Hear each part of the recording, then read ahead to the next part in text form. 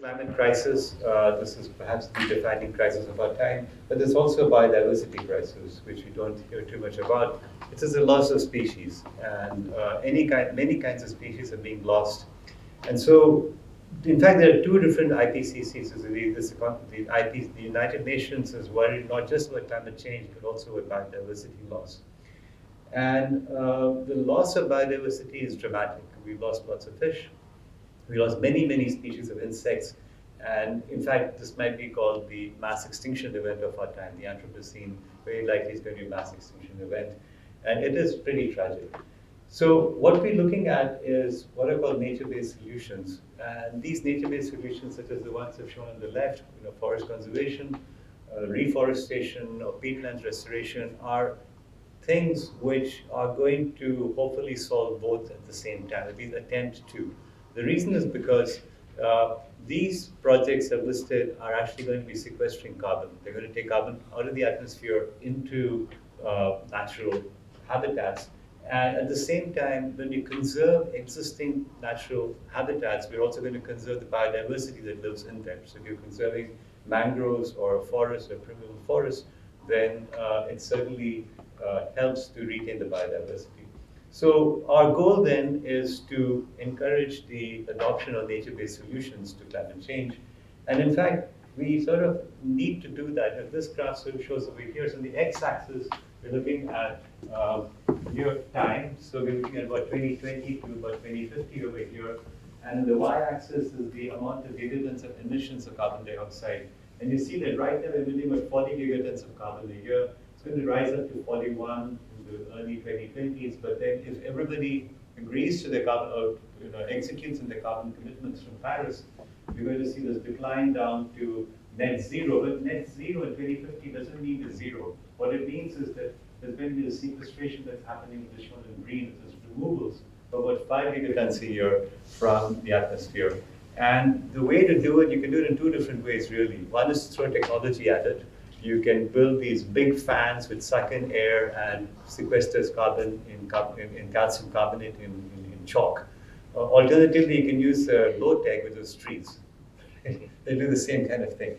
And in fact, it's even better to conserve the trees we already have. So what we'd like to do is to keep the trees we have. And in fact, what we do then is to look at the business as usual case and compare what we're doing versus what would happen otherwise, and that would be net sequestration.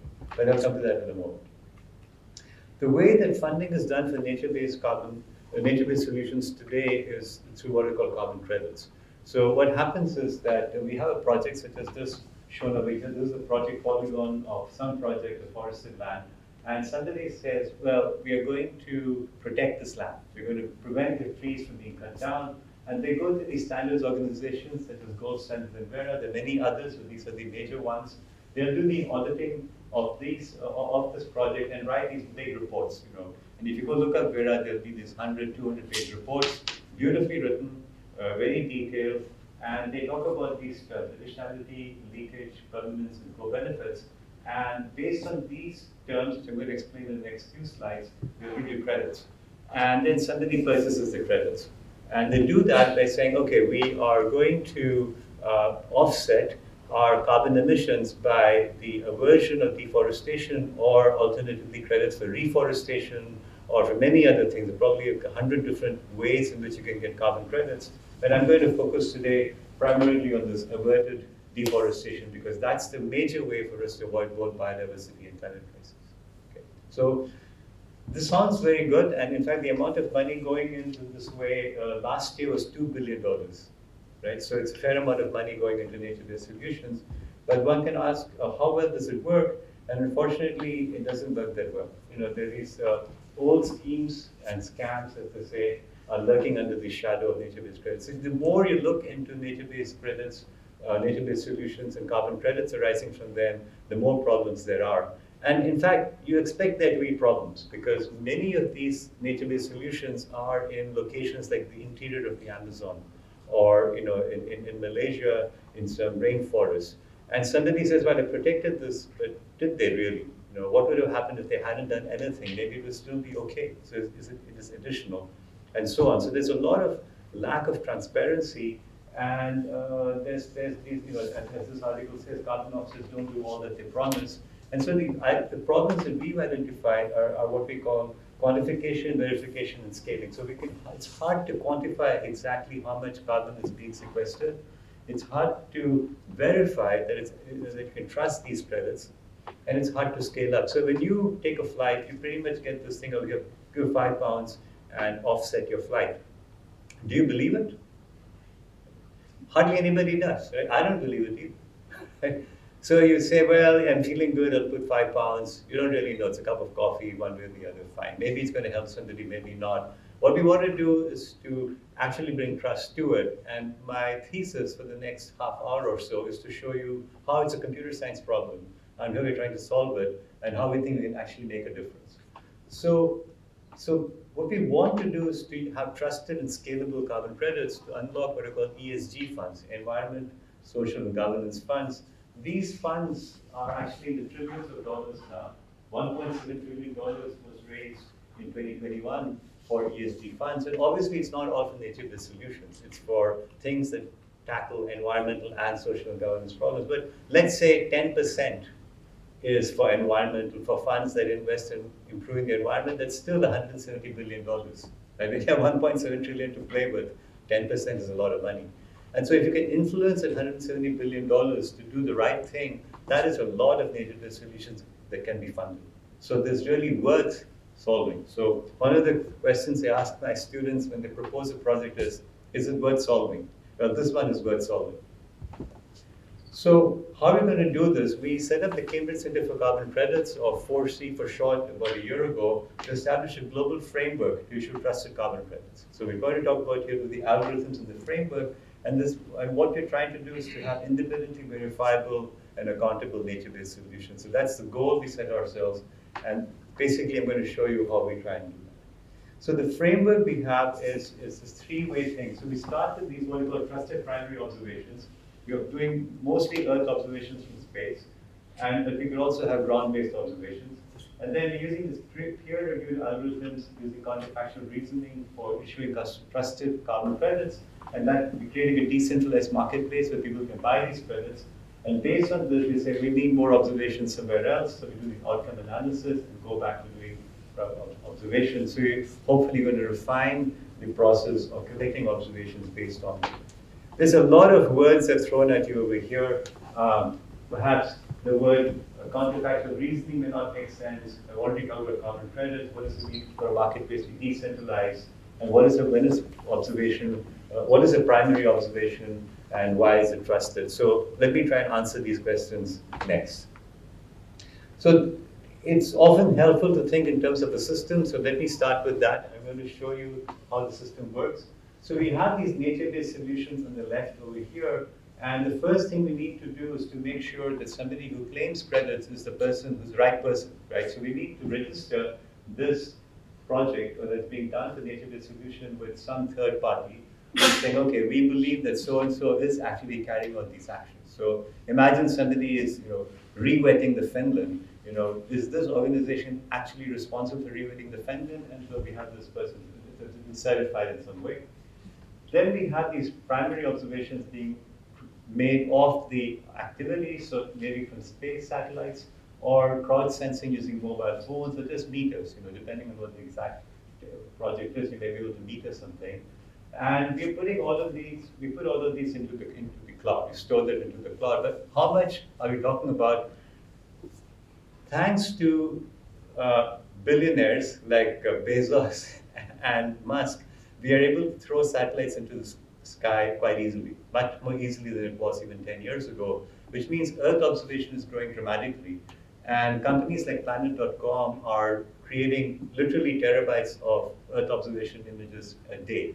So when we talk about these trusted observations going into the cloud, we talk about petabytes of storage into the cloud, which is being so organizing this, searching this, indexing this, and removing errors from it is actually a task in itself. We'll come back to that later. And now we want to analyze these images using what we call analytics.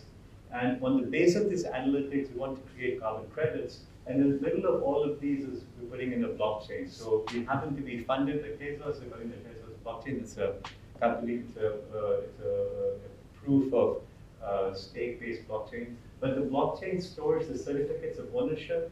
It stores hashes of the observations, and it stores the results of the analytics, and it creates a marketplace where we tokenize these carbon credits. I'll explain what that means in a bit, and then it allows it to be purchased by customers who say, "I want to buy carbon credits," and most importantly, provides this transparency to go all the way back. So when you go to your flight site and you say, "I'd like to buy 10 credits or whatever it is," where are these credits going? You can work your way through the blockchain back to the initial observations and the algorithms that were responsible for saying, yes, there were actually 10 credits out there, and to retire them so nobody else can use them again. So the blockchain actually has a reason to be used over here. Most users of blockchain are basically bogus, right? Like 99.9% of them are bogus. This is one of the few cases where you actually need one, as far as I can remember. Okay, so I'm now going to dive into the system in a bit more detail, but before I do that, I'm happy to take any questions about anything I've said so far. Yes? Instead of blockchain, could you just use a database? No, you can't. And the reason is because there's no single owner of the database is globally trusted, because this is worldwide. So let's say it was set up by DEFRA in the UK, right? Why would somebody in Malaysia trust it? Right? Or why would we trust it for that matter? Yes, in the back. What about the verification stage? Because there's a large amount of trust that needs to be made there with whoever provides the verification. Yes, so the verification would be based on published algorithms applied to trusted data. So if you trust NASA and ESA, then you can run the algorithms yourself. At that point, you should be able to come up with the same outcomes yourself. So that's the purpose. Okay. I should probably repeat the question. Is there somebody else? Yes, in the back. Yeah, so I'll use the roaming mic. Okay. Thank you. Why make it a marketplace? Why not simply require carbon compensation? Yeah, excellent point. At the moment, the carbon credits are what are called voluntary, so you're not required to do it. However, there's a different market which has both voluntary and what's called compliance. It's the energy trading market for clean energy. So in Europe and in other parts of the world, in Quebec, for example, in California, there's a compliance market where producers or users of energy must buy a certain amount of renewable energy credits. And so one could envision, and we actually anticipate that in the next few years, there will be requirement for you to actually have credits. Now, is that a marketplace? The question is really, what is the jurisdiction of the sale? Who's buying it from whom? And typically, when we're talking about this avoided deforestation, the credits are coming from tropical countries, and the purchases are being made by the global north. That's the way it is today. That's the money is flowing right to left, the credits are flowing left to right. So given that, we believe there needs to be a marketplace because again, we don't have a single jurisdiction which is responsible for allocating the credits to the purchasers who must buy it. So you can't do a tax because the UN doesn't control the world. But it has to be a market. Yes? So if the carbon credit is coming from the tropics, for instance, like we've got a lot of forest and the rest of it, and the people buying it is from this side of the world. Yes. So how do you send money from this side to the people producing the credit? Yes. So that's exactly why the blockchain helps. Actually, I'll come back to that. But if I don't answer it by the end of the talk, remind me. But I will attempt to answer it. But that's a great point. Okay, let me keep going. And so here's what a user interface might look like in terms of purchasing. So right now, when you're offsetting your flight, you don't really have much of a choice. But instead, you could have something like a checkout from a online marketplace. You can't really read it, but here's a partner name, what project it is, what's the biodiversity benefit, what's the livelihood benefit, what is the carbon credit status, etc. So there's a bunch of different points. You say, I want to buy this, this, and this, put it in your shopping cart, and off you go, right? And as you do it, at the point of sale, you're going to essentially exchange your money for this engine over here, which is going to essentially there are many ways of doing it. The easiest way, perhaps not the best way, but the easiest way is to have every project owner have a wallet in which they get tokens, Tezos tokens, and then they go to any exchange and exchange it for local currency. So you get essentially a fiat exchange in any currency you want. So you get a global exchange of currencies in this way. That's one way of answering your question, is through this. It's not necessarily the best because many countries are quite careful about crypto for good reasons. And so we have alternatives which are more cumbersome, but also allow multiple currencies. Okay, so going back to the persistent, I want to talk a little bit about primary observations, because in the end, the trust all depends on having the observations right. So right now, we're working with basically satellite observations. We're looking at detecting deforestation from like Landsat and MODIS or satellites. JEDI is a big laser system on the International Space Station that shoots down laser beams, 8 beams every, 20 milliseconds, something like that. I think it's 20 milliseconds or 50 milliseconds, something like that, and gets back return information. So it gets a really, really accurate height map, and that allows us to detect deforestation. So when you cut trees down, the height goes from some 20 meters down to essentially 0. So we believe that these sources of data are trustworthy. Okay.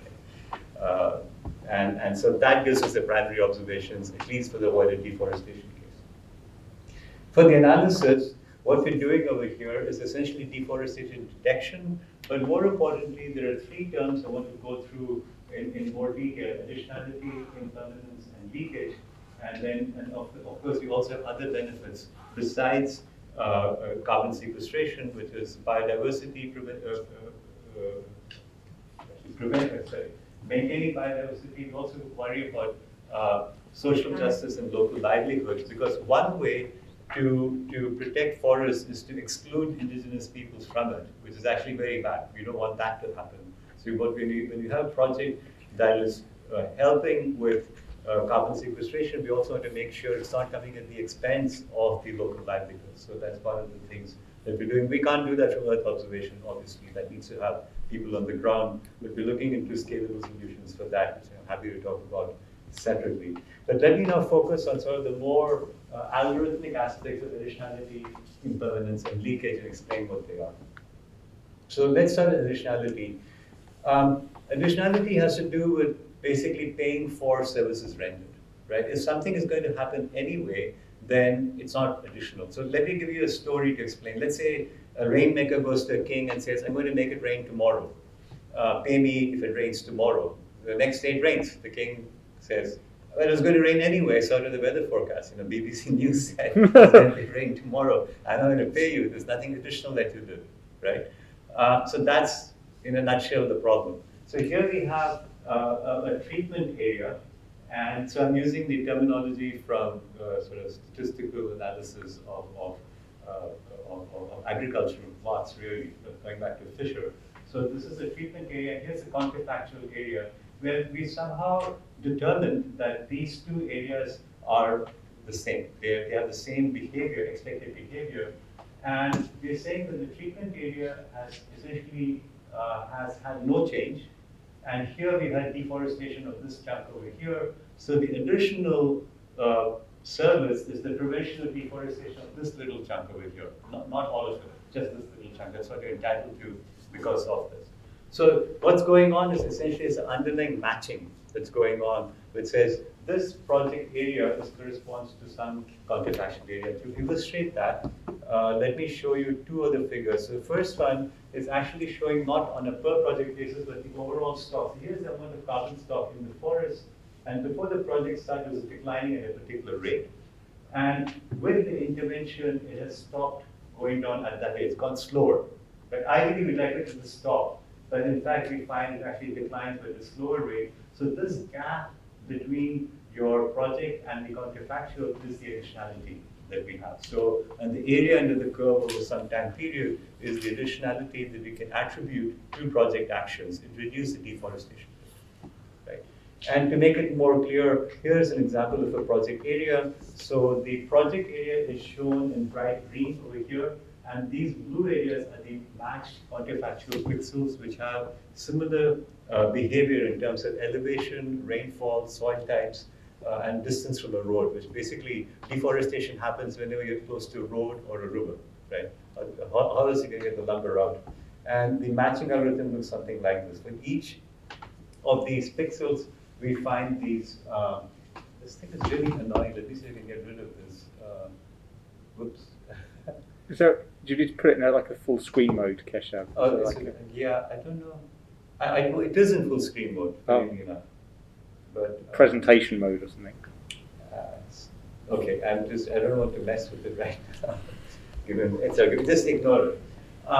So these are the matched pixels. So what we're showing is additionality is for each of these pixels over here, each of these areas over here, we are separate over here, and we look at the difference in forest cover between the two, and that tells us the additionality. So, and as you can see, all of this is done remotely. We are just taking pictures from space, and we look at essentially land use change using these AI-based approaches, and that helps us to come up with these matches as well as additionality computation. So, any questions about this? Yes. So if you, I can imagine picking different counterfactuals will give you different Yes. additionality measures. Indeed. So how do you sort of pick that when it could be, okay, I'll pick an area which has been completely deforested versus one which has just a little piece out of it? Or Yeah, so there's that's a some great temporal yeah. aspect. Yeah, so we are sensitive to the question. So what we want to make sure is that prior to the project start, the project and its counterfactual both had the same behavior. Right, okay. And so you match it for some number of years. You can say 5 years, 7 years, 10 years, something like that. Okay, great, yeah, that's clear. But yeah, let's go in the back. How are you going to prevent that somebody will not do something wrong with the counterfactual area on purpose? Yeah, an excellent point. Yeah, so somebody who thinks like a security expert, the obvious attack is to attack the counterfactual. So what you do is that if the treatment is this, what you do is you basically are going to attack the counterfactual by having the deforestation here. So instead of doing this, and you get that additionality by just depleting the counterfactual. And so the way we do it is we don't actually do one counterfactual, we do an array of counterfactuals, 10 or 20 of them. And then we take the median. So then you have to deforest all 20 of them, which is actually a lot more work. Right? So we make the barrier to attack higher by doing this. Obviously, somebody who wants to go and deplete all the counterfactuals can do that, but by using a median of a basket, we are less likely to have that. Nothing we're saying is perfect, but it makes it more difficult. But great question, thank you. Yes? I was just wondering, how do you go about agreeing on what the value of carbon not emitted is? I mean, I do not think that You're 2 slides ahead. it's Right, yeah, thank you. Okay, let me move on. So the second thing I said was leakage. So let me explain what leakage means. So leakage means that this is the project area, then I'm looking at this area right next to it. So in this project compared to the counterfactual, the project actually had no deforestation and the counterfactual had deforestation. But what happened is that the people who deforested just going outside the project area, right? It was just nearby. And they said, well, here you go, we deforest this. And when you do that, you got essentially the same amount of release of carbon dioxide into the atmosphere. And so, in fact, you should get no credit at all because you just displaced the leakage nearby. And so what we do is we create a buffer zone around the project area. So if you look carefully, you see the project area over here and you see this grayish thing around it. That's the buffer zone, and we take a number, 5 kilometers, and we say, okay, any loss in the buffer zone is going to be leakage. Yes? Why do you know that they won't move to, say, another continent entirely? Oh, sorry. Why do you know that, say, deforestation won't move from wherever this is to Hold on to that question for just a moment. Yeah, I'm coming to that. So I just want to say one thing before I answer that question, which is that of course we need to make sure that the counterfactual, that the buffer area also has a counterfactual. So you've got to look at the displacement of the counterfactual. So what we end up doing is essentially creating matching for both the project area and the counterfactual, and then the difference between those is really what we're looking at. Now, what your question is about what's called global leakage, where you say, look, I don't have lumber from Malaysia, I'll buy from Indonesia instead, and so Malaysia looks good, Indonesia looks bad. Unfortunately, we really don't know how to solve this problem very much. There are some approaches we can take by looking at supply chains. We can look at net lumber projects in a particular country and see whether the overall usage has been stayed the same, even though there is actually deforestation prevention, in which case it has to be global leakage. We don't know. And that's an open research problem, I'm afraid. That we don't know how to solve actually at the moment. We have some hints, but nothing. Okay, so that was leakage, and now I'm going to move on to, okay, this is the same thing, we're talking about leakage. This just shows that we are protecting over here, but some other place is being affected, so this is the analysis we talked about a moment ago. So let me talk about permanence. So permanence is actually a very, very difficult topic, so I'm going to try and explain it in as simple as I can. So let's say we take carbon dioxide out of the atmosphere and we put it into calcium carbonate, chalk, and stick the chalk into somewhere, the little white cliffs of Dover, why not? There's a lot of chalk there already. That's great. It's actually the best way of doing things. Chalk is, as far as I know, completely benign use of form of carbon. Nothing bad is going to happen to it.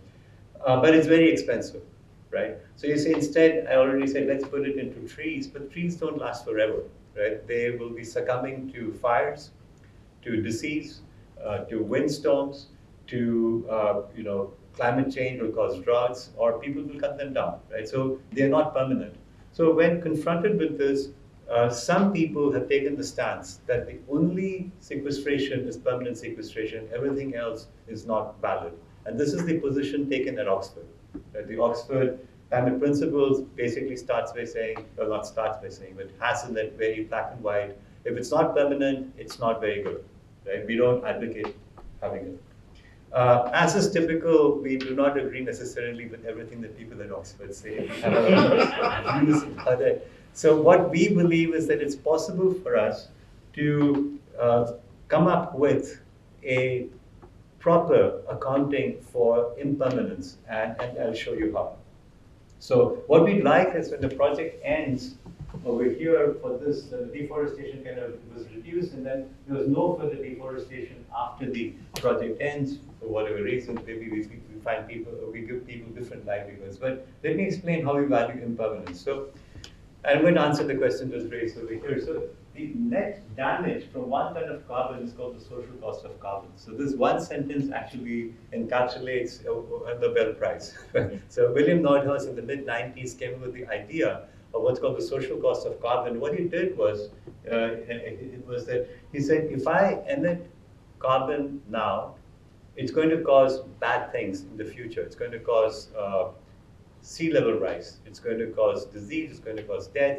And so it's going to cause problems for the next 300 years, at least, maybe longer.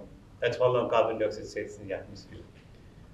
And being economists, the dismal science, they've actually valued the cost of all of this. So many $1 trillion in 2030, so many $1 trillion in 2031. So each year of carbon dioxide in the atmosphere, assuming a certain what's called RCP, this is the pathway, carbon pathway, we can measure the amount of loss that's going to happen, and then we can regress that back down to today and say 1 ton is going to cost you so much damage in the next 300 years. And that's what's called the social cost of carbon.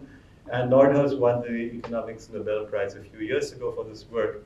And there are large teams of economists going out there whose job it is to essentially tabulate all the bad things that are going to happen. Once you read this kind of analysis, by the way, you pretty much become very averse to taking flights of any kind, or avoid put any carbon into the atmosphere, because it really is bad. It's about as bad as it gets to see the effects in the future. There's a lot of assumptions based on this, but if you take it all up, then the cost of carbon comes out to about $200 to $400 a ton, by the way. So for each ton of carbon you emit into the atmosphere, you're going to cost about $200 to $400 worth of damage over the next 300 years. That's roughly what it is. So what if we take 1 ton of carbon out of the atmosphere and put it into a tree? Well, then that is, of course, the benefit of doing carbon sequestration. And so that is so if you now take this into an impermanent solution and then we release it later at some future time, what we're doing is shifting the damage out into the future. Right? Whatever damage you're shifting out in the future, and we can discount that. So what we do is we say, let's take the benefit, which is the social cost of carbon now, and we'll subtract from it the discounted social cost of carbon at the time of release. Right? And if you divide that with the social cost of carbon now, and this is what we call equal impermanence. And so if you're going to sequester it permanently, then the time of release is infinite, so this value goes to 0, and the equal impermanence is SCC now, or SCC now, which is 1. And in the worst case, what you do now, you release the next day, in which case the time of release is also now, and this goes to 0. So essentially what you're saying is that the equal impermanence is a number between 0 and 1, and it tells you in how many tons of carbon are you equivalent to in terms of permanent geological sequestration. So that's the idea. So it's a easy to understand number, easy to understand concept, and this allows us to value impermanent sequestration. And so this is work that that we did, Andrew Bamford and others and I contributed to. So kind of mixes zoology or plant sciences with econometrics. And this work was done in collaboration with 2 economists, one at Exeter and one in London School of Economics. And we submitted a paper on this, which is being reviewed. But at any rate, we believe that if people agree to this, then gives us a very big stick to beat the Oxford people with. So, anyway, but if we do all of these, then we can actually quantitatively evaluate nature-based projects to compare them. And this is great because now we can take different projects from around the world and we can say, oh, that project has this additionality, this leakage, this permanence, this project has this. And we can now start to compare credits across, and that's what makes a marketplace possible. Because we can now compare apples to apples, so to speak, quantitatively, and reinforces the marketplace. Okay. I'm making one caveat here, which I'm going to point out, which is that we need to know the time of release for this computation to happen. So we need to know deterministically what the future looks like. Obviously, that's not true. In fact, what we do is a stochastic analysis, which I don't have time to go into, but we do a reasonably good stochastic analysis of this. And once you take a stochastic analysis of the future along with the counterfactual analysis, basically leads to a massive headache, but we've managed to solve it. And so we have some reasonable ideas here. Yes, I'm happy to take questions again. Yeah. How do you discount the social cost of carbon? Yeah, it's a brilliant question. How do you discount? The way we discount it is that the government decides it for us. And so, very interestingly, the discount rate in the United States, where this work came from, is, I believe, 2.5% to 3%. When Trump came into power, he went to 5%.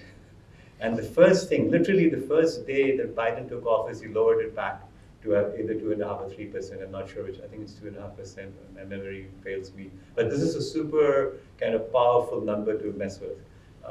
The way this is done, and you can read papers about it, people actually go and survey economists and climate change scientists and ask them what do you want, and they find the median value of that. So about 2.5% is roughly what people do. But this is roughly your time value of future money, right? It's a personal number. It's also an expectation of the interest rate that you expect to see over the next, 200 years. If you thought economics was bogus, this is a good reason to reinforce your belief in the bourgeoisie of economics. But yes, they actually talk about the mean interest rate in the next 300 years.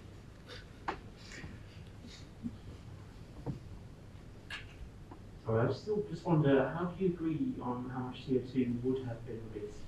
The- Again, you know, a cow raised in Brazil, Right. where heritage is. So what we do, so what we do is that, I didn't go into any specifics there, but let me show this picture here, showing a little bit of intuition of what we do here. So what we have over here is, we have a certain amount of what's called above ground biomass. So let's not worry about the roots right now, let's focus on the above ground biomass. We have ways of estimating above ground biomass, AGB, from space. And the way it's done is that we look at the reflectance on hyperspectral images, and we have forest plots where we match the known AGBs. And then what we do over here is we find the AGB in the counterfactual. So what I'm showing over here is sort of the deforestation. Really what we need to do is to compare the AGB in the treatment and the counterfactual, and the difference is the carbon that is counterfactually sequestered. It's actual observation on the actual plot. Well, no, we rely on Earth observation from space, but then on the forest plots we do actual observations. It's actually not that either, because the way it's actually done is the forest plots, we measure height, species, and diameter at breast height. So about this height, what the trunk diameter is, and we think of allometric equations, which allow us to compute the above ground biomass for that species from that allometric, from that. So then we have a correspondence between the Earth observation and these ground measurements. So there's a lot of fudge factors thrown around, but by and large, this is the best. This is the state of the art right now. Having said that, there's a startup that was started this last week called CTrees, CTREES.com, ctrees.com, which claims to measure every single tree in the world using Earth observations. By the way, the person who's doing that is from NASA, so I think it has a lot of credibility. And so there are advances on this front, which of course we're happy to incorporate that. We have no particular reason to propose any particular methodology. You know, CTrees is going to do it for us. We're happy to take it from there. Okay. Yes.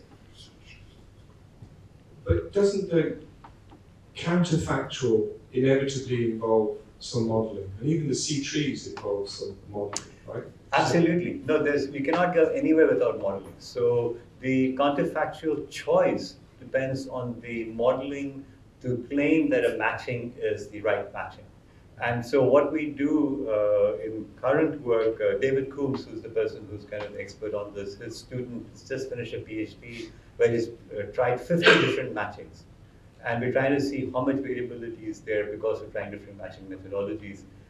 By and large, there's not too much difference between the different matching methodologies. So we feel reasonably confident that yes, if you pick one, you're going to be off, but we can also try an ensemble of matchings and have an ensemble of matches both. So we insulate ourselves from modeling errors.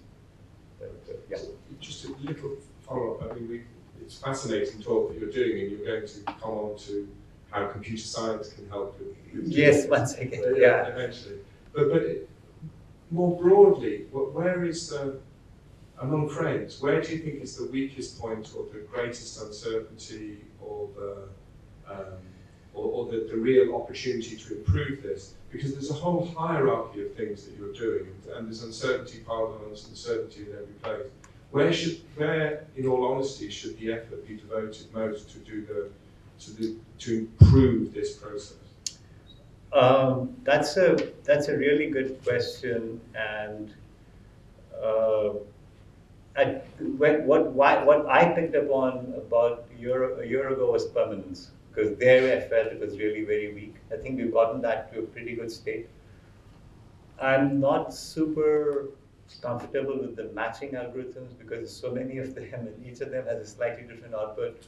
But maybe you can use a statistical approach to balance that, as I mentioned. So maybe matching is okay. The parts which are the weak, we feel most unhappy about are livelihood and social justice measures, because we don't know how to do it in space. We know it's very important. We don't want to be responsible for causing loss of indigenous livelihood, and we don't know exactly how to tackle that either. So those kinds of what are called co-benefits are I think, yeah, they're a problem. But I mean, it's not just for us, everybody has that problem. Yeah. But but we want to be upfront about it and say, well, we don't exactly know what's. But I should take that hint and move on to computer science for a bit. So, okay, right. So let's talk about the system again. Actually, it was the next slide. So just to remind you, we have these data distributions. So we have some data over here. We have this blockchain thing over here, and analytics over here. What is the system underneath, and what is the system requirement? So let's try and talk about that. So I have a long list of system requirements. So let me just run through quickly. One is we want to support data analytics, not necessarily real time, but reasonably real time. We want automated payments. We want to vet both the credit providers and the people who purchase these credits. Why should Shell Oil be allowed to buy credits and claim they're green? It doesn't make sense to me. So maybe we should be doing that. We want to make algorithms reproducible. We want algorithms evolve over time and operate globally, which I talked about earlier. And we want people to flow with the whistle saying, there's a problem going on over here. Now let me actually talk about solutions rather than problems. So now I'm going to talk about this a bit more slowly. If you want to do real-time data analytics, what I mean by real-time data analytics is something like this. Let's say that we have an Earth observation coming from a satellite, right? That was made this morning. I want to do this continuous integration of that observation, say, oh, something changed. This thing got deforested, or something happened. And what are all the outcomes in terms of additionality, in terms of leakage, in terms of permanence? How can we do that in a CI process? Is what we can do, I believe, using both machine learning at scale and use cloud containers. So we have actual computer science technology we can use to solve this problem. And that's something we're really excited about. So that's one part of the solution. How about this thing of automated payments to data providers? So if somebody provides data that we use, we want them to benefit from it. We don't want to just take people's data and not give them value for that. So smart contracts in the blockchain allow us to do automated payments, but we also need digital ID. Right? We cannot avoid having digital ID because everybody needs to be represented in the system somehow. And so we end up having to co-opt or work with some digital ID systems. Again, these are things that are known. They may not be perfect, but for example, self-sovereign IDs or different kinds of foundational IDs will need to be incorporated. So in other words, what started out by saying we just want to look at additionality, want to pay for it, becomes this bigger problem of what is your ID? And so again, we don't want to innovate there, but we want to work with existing systems, and there are quite a few out there. How do we vet purchasers and providers? Again, we need IDs, and then we can put the IDs on chain, on the blockchain, and that is quite reliable. So if you know that this particular ID bought this credit, then of course, people are buying in a voluntary market, so it's not anonymous. You don't want to be anonymous. You want everybody to know you bought these credits because it's going in your PR campaign, right? So we can prove that somebody bought these, and we can say, oh, you bought so many credits. What's your decarbonization plan? Why did you buy all these credits? We don't trust your claims of being net zero because you haven't actually done decarbonization like you're supposed to. So those kinds of things can be done using the system. We still need third-party auditors, we need third-party people to keep people honest, but we can do that. The algorithms and data reproducible, verifiable with third parties, that we get essentially for free, because all you need is an algorithm timestamp, a link to GitHub, and a hash of that in the chain, and you're off and running. You can actually do all of this quite easily. Similarly, to avoid algorithms to evolve over time, we can use versioning, and we can put the algorithm version in the token metadata. So when you create a token that says, here is the carbon credit, we can say, and we measure this credit using algorithm version X. This is the GitHub link, go do it. And so we can do that. Operating globally, we get from a blockchain. And then the last bit, affected parties to blow whistle anonymously. Not sure how to do this. We want that somebody can claim there's a problem, but we don't want to have nuisance claims as somebody who's not even there, just basically spam. So we may need to dither, which means you can say, well, we know somebody from this location geographically raised the issue, so we know the right location, but again, we don't know the answer to that. That might be a nice master's project for somebody to work on, but we don't have that answer today. This slide is pretty high level, but the goal is to show that there are some fairly onerous requirements, strict requirements on the underlying computer systems. And in fact, we believe we can meet them using modern cloud technology, along with, of course, digital ID and machine learning and blockchain. So we are fully buzzword compliant as well. Any questions about this? But what's nice, sort of reflecting on Combs' question, what's nice in some sense as a computer scientist, as somebody who works in systems, it's nice to know that we can do something practical that helps, rather than making Amazon more and more money, because they don't need. What about data management? So again, I talked about petabytes of data. I have a high-level sketch of kind of issues that we want to do.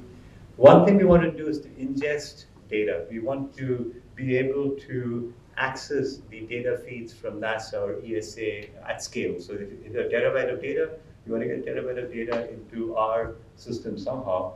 And then once we ingest it, we want to get access to the standard data sets from different space agencies, which can be heterogeneous. And we want also the private data that somebody says, this is my private measurement from my crowd sensing application, and I'll give it to you if you pay for it, right? And okay, maybe we have to pay for it. And we can also say it can have limits on sharing. So the ingestion has to allow people to say it can only be shared in this zone, but not otherwise. For example, you might have measurements of, this is not talking about carbon credits more generally, but not avoided deforestation, but more generally, you might say you can share the data within the organization, but not outside. So we need to put those kinds of sharing requirements into place.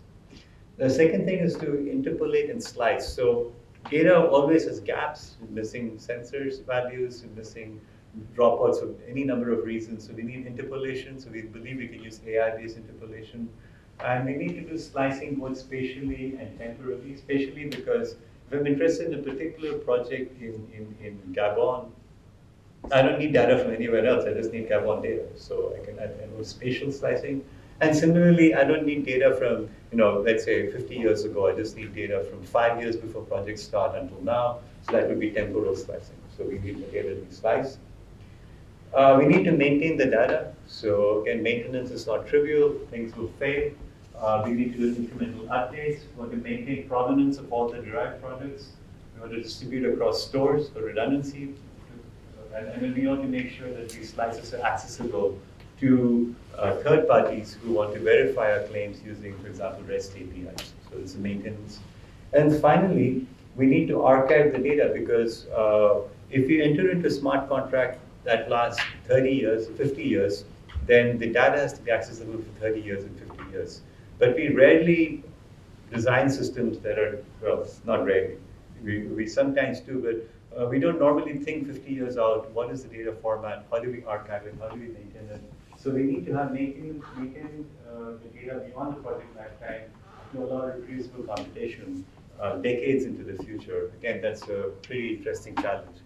So to sum up, I think what we have is both from the computer systems and the data perspective, rather interesting and complex, but doable system. That's my summary. So with my computer systems hat on, this is a really exciting thing to work on. And my colleagues in computer science and I are hoping to build such a system. We already have like an alpha thing that we're working on, that we have running. We want to build on it. And I think Dominic, we've talked to you about this as well. This is something that we find very exciting because it can be used for many other things besides carbon credits as well. Let me pause here again if there are any other.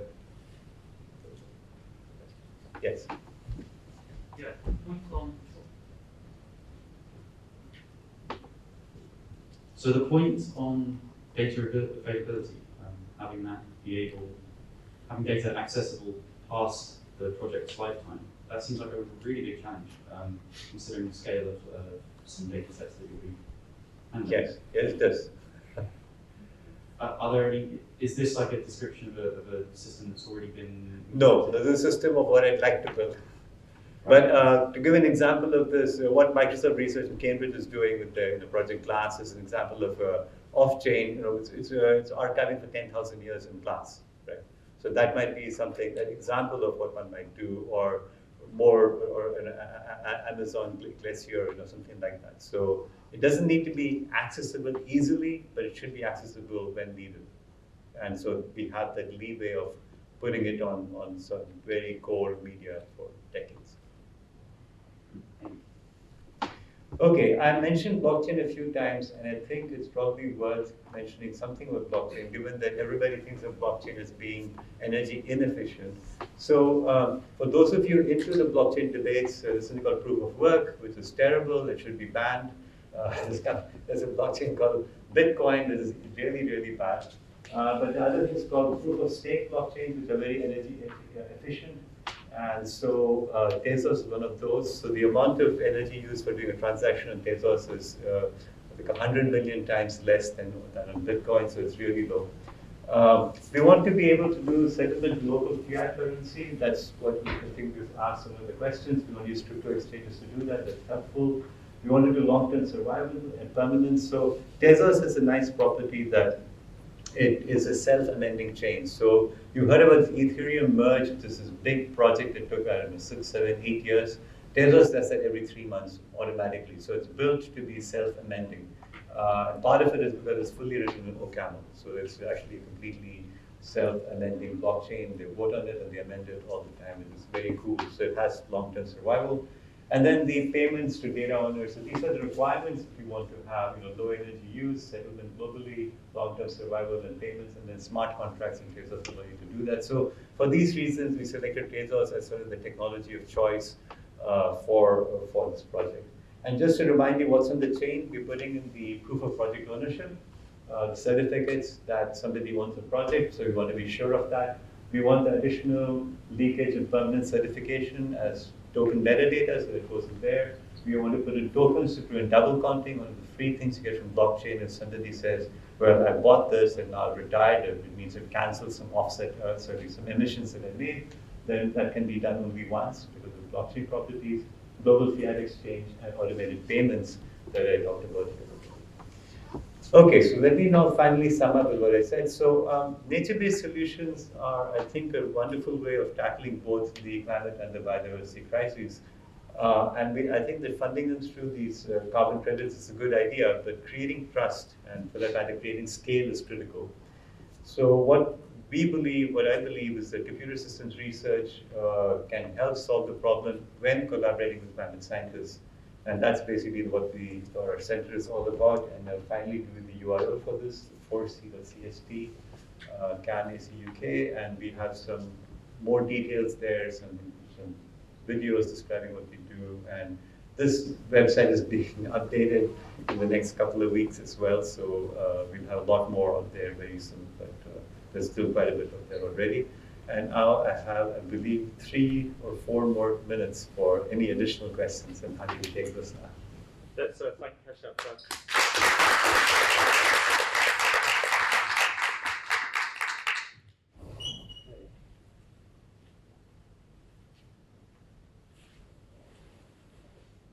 So I had a further question about the sort of the storage question. So Yes.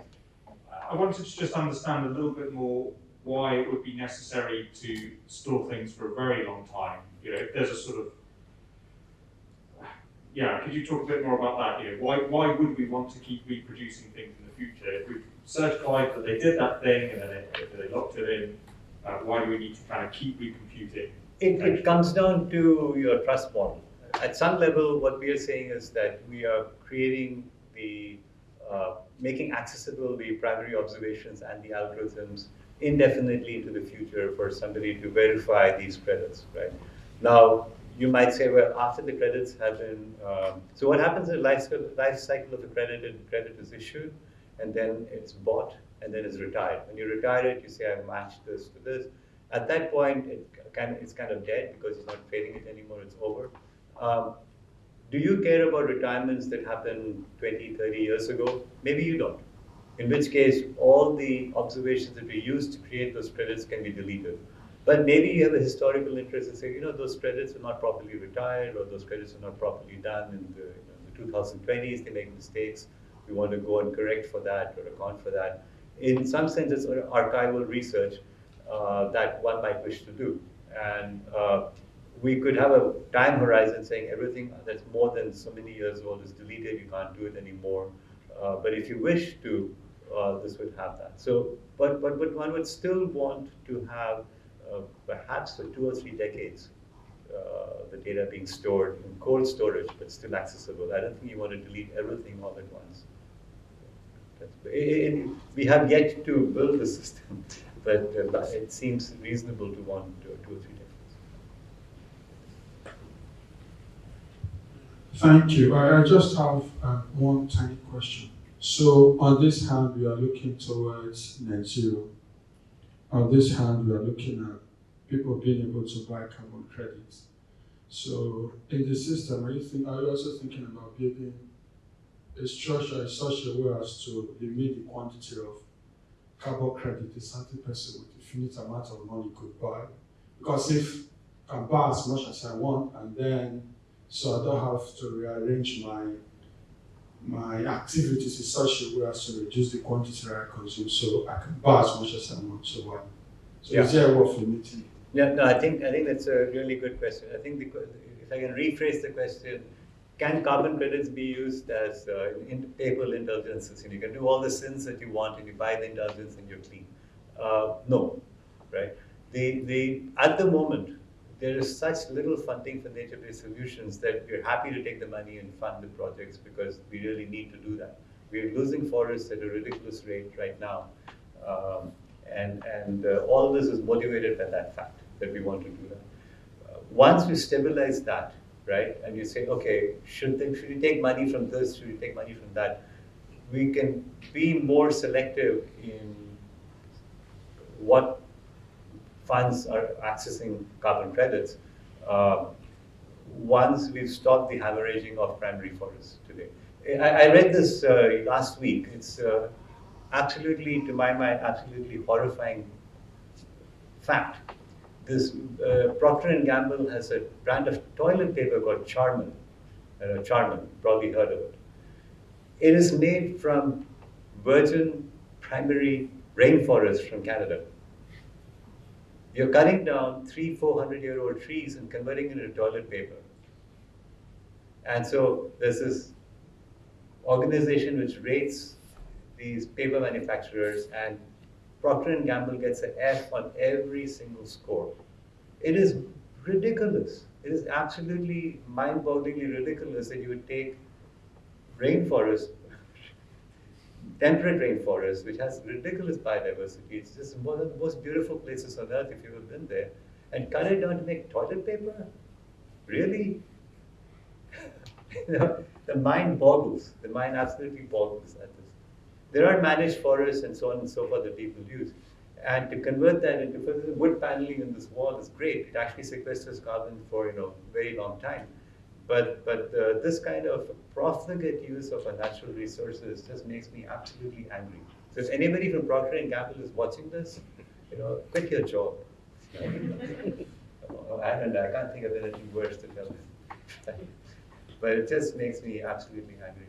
But yes, Procter & Gamble should not be going on buying carbon credits and saying, yeah, we're green. That's absolute garbage. Right, thank you so much for that, Keshav. Thank you again.